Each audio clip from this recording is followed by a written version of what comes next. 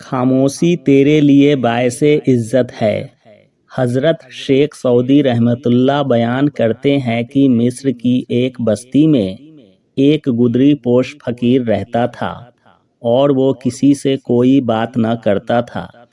اس کی یہ خاموشی دیگر لوگوں کے لیے اس قدر بزرگی کی دلیل بن گئی تھی کہ لوگ اسے اللہ عز و جل کا ایک بندہ جان کر ہر وقت پروانوں کی طرح اس کے گرد چکر لگاتے رہتے تھے۔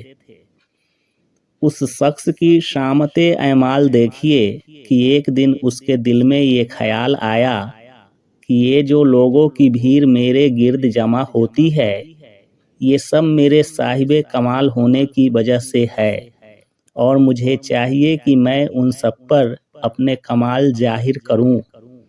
اگر میں اس طرح خاموش رہا تو یہ لوگ کیسے جان سکیں گے کہ میں کتنا عالی مرتبہ بزرگ ہوں؟ ایسا خیال آتے ہی اس شخص نے اپنی خاموشی توڑ دی اور آنے والے عقیدت مندوں سے بات کرنا شروع کر دی۔ اگر وہ واقعی میں صاحب کمال ہوتا تو اس کی حکمت و دانائی کی باتوں سے لوگوں کے دلوں میں اس سے عقیدت اور زیادہ ہو جاتی، لیکن وہ جاہل تھا۔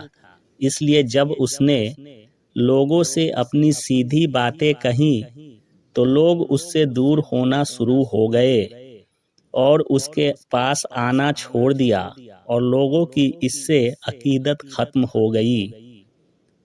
حضرت شیخ سعودی رحمۃ اللہ یہ واقعہ بیان کرنے کے بعد فرماتے ہیں کہ اے عقل مند، خاموشی تیرے لیے باعث عزت ہے، اور یہ ایسا وصف ہے جو تیری جہالت کو چھپاتا ہے۔ اس لیے تجھ پر لازم ہے کہ تو بغیر ضرورت کے اور بغیر سوچے کچھ گفتگو نہ کر کہ تیرے عیوب دوسروں پر ظاہر ہوں۔